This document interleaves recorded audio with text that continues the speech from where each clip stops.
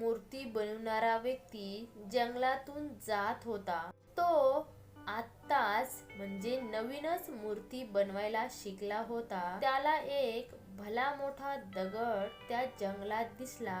तो मनुष्य त्या दगडाकडे बघून विचार करू लागला की का नाही मी एक छान देवाची मूर्ती बनवत या दगडाची.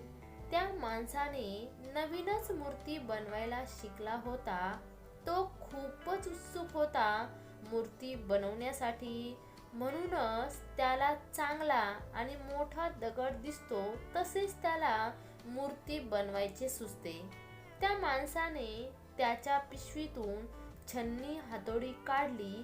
त्या दगडाजवळ मूर्ती बनवण्यासाठी बसला. जसाच त्याने छन्नी हातोडीच्या मदतीने त्या दगडावर वार करायला सुरुवात केली तसाच त्या दगडाच्या आतून आवाज आला, मला लागतंय. तो माणूस आवाज ऐकून घाबरला. परत त्याने छन्नी हातोडीने दगडावर वार केला. परत त्या दगडातून आवाज आला, मला त्रास होतोय. मग मात्र तो माणूस आपले सामान घेऊन तिथून निघून गेला. दगडाला तिथे सोडून दिले.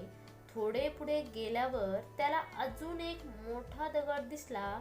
परत त्याने त्या दगडाची मूर्ती बनवायचे ठरवले आणि आपले सामान काढून त्या दगडावर वार करू लागला.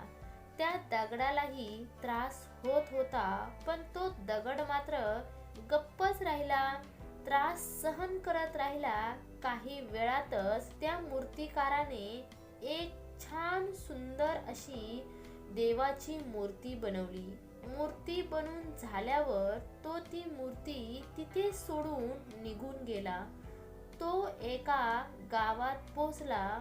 मग त्याला समजले की त्या गावात एक नवीन मंदिर बनवले जिथे देवाच्या मूर्तीची गरज आहे. मग त्या मूर्तिकाराने त्या गावातल्या लोकांना सांगितले की मी आत्ताच रस्त्याने येताना जंगलात एक देवाची मूर्ती बनवली आहे. आपण काही लोक जा आणि ती छान अशी मूर्ती घेऊन या. मग ती मंदिरात स्थापित करा. मग त्या गावातल्या लोकांनी जाऊन ती मूर्ती आणली आणि ती स्थापित केली त्या मंदिरात. मूर्ती स्थापित केल्यानंतर गावातल्या काही लोकांना प्रश्न पडला की मूर्तीचे काम तर झाले मात्र देवाला नारळ फोडण्यासाठी एका मोठ्या दगडाची देखील गरज आहे या मंदिरात.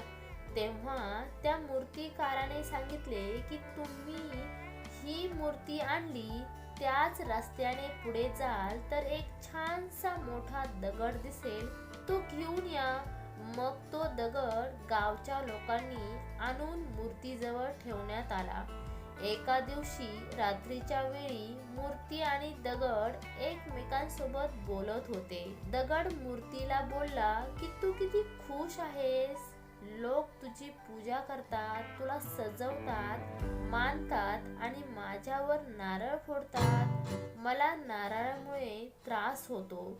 तेव्हा मूर्ती त्या दगडाला बोलली की जर तू त्या दिवशी मूर्ती बनवण्यासाठीचे वार सहन केले असतेस तर आज माझ्या जागेवर तू असला असतास आणि तुझ्या जागेवर मी. पण तू ते वार सहन नाही केलेस म्हणूनच लोक आज तुझ्यावर नारळ फोडतात आणि माझी पूजा करतात. फ्रेंड, कोणीतरी सांगितलेच आहे की आयुष्य जगणं सोपं नाही. खूप वार सहन करावे लागतात तेव्हा कुठे पुढे जाऊन आपल्याला किंमत आणि मान मिळतो. संघर्षाविना कुणीच महान होत नाही. जोपर्यंत हातोडी पडत नाही तोवर आपणही घडत नाही.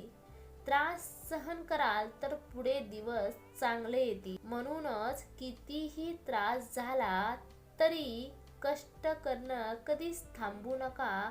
एक ना एक दिवस नक्की सफल होणार. थांबा, जाण्या अगोदर व्हिडिओला एक लाईक जरूर करा आणि हो जमलं तर व्हिडिओ शेअर करा की राव. असं काय करा.